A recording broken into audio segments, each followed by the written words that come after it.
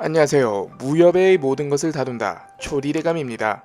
이번에 다룰 내용은 김용 소설에 대한 궁금증을 작가에게 직접 물어보는 김용 무협 소설에 대한 궁금증, 김용이 답하다.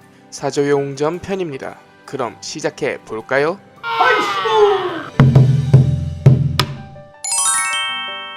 많은 사람들이 항용 18장을 계산해보니 항용 18장은 15장이나 16장만 있다고 하는데 제가 계산한 바로는 18장입니다. 하지만 어떤 초식은 중복된 것으로 용전어야와 전용제야, 어약어연과 혹약제연은 중복된 것입니다. 맞나요? 항용 18장은 소설 속에서 다 사용할 필요가 없는 것으로 16장만 쓰면 됩니다.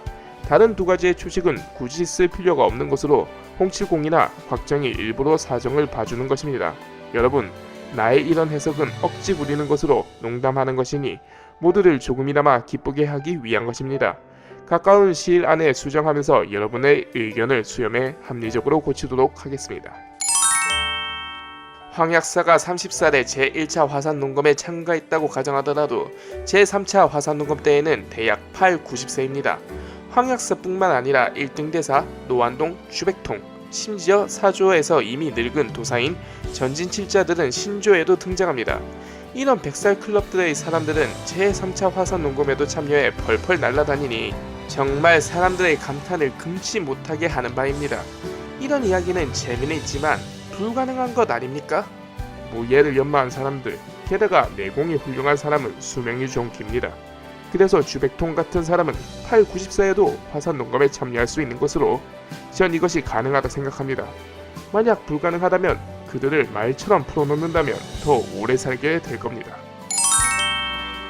저는 어떤 사람이 동사는 일본을 에둘러 말한 것이고 황약사의 4명의 제자는 일본의 4개의 섬을 상징하며 구양봉은 서양을 암시하는데 즉 구양풍, 서양식이라는 것입니다. 정말 그런 것입니까?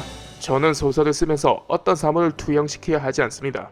소위 암시, 상징은 잘못 축축한 것으로 아무런 근거가 없는 것입니다. 자고 이래로 소위 암시라는 것은 모두 허망한 일로 맞는 게 없습니다. 어째서 황룡 같은 하늘이 내린 듯한 아름다운 여자가 곽정 같은 바보를 사랑하게 된 것입니까? 애정이란 보충적인 작용이 있는 것으로 당신이 한 사람을 좋아한다면 그와 당신이 개성이 다르더라도 황룡과 같이 총명하고 영리한 인물은 곽정과 같은 성실한 인물에게서 서로의 성격에 없는 감정을 느끼게 되는 것입니다. 황룡이 이 시대에 적합할까요? 그녀는 수능시험에 참가할까요? 황룡이 수능시험에 참가한다면 난 그녀가 컨닝을 할 거라고 의심할 것입니다. 그녀는 매우 청명하고 물리나 수학 모두를 빨리 배울 테니 당연히 컨닝할 필요가 없겠지만 그녀의 성격은 완전 무결한 것을 요구하기에 어떤 문제가 안 풀린다면 아마 컨닝할 방법을 찾아낼 것입니다. 게다가 선생님께 걸리지도 않겠죠. 황약사는 6명의 제자가 있었는데 차례대로 배열하면 진, 매, 육, 곡, 무, 풍입니다. 만약 이런 배열로 본다면 진연풍은 당연히 대사형입니다.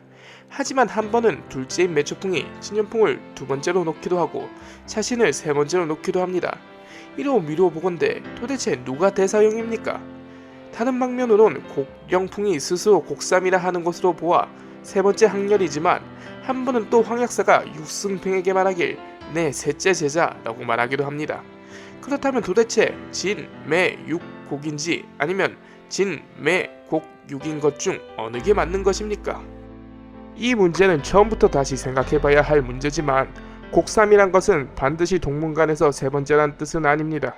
진현풍, 매초풍, 곡영풍의 이 관계는 다시 새로이 안배해야 할 문제로 사조용전의 설자, 소설에서 흔히 볼 수 있는 이야기의 시작 부분으로 본 이야기 앞에 나와 어떤 사건을 이끌어내기 위하여 따로 설명하는 절 속의 허점은 다시 보완할 것입니다.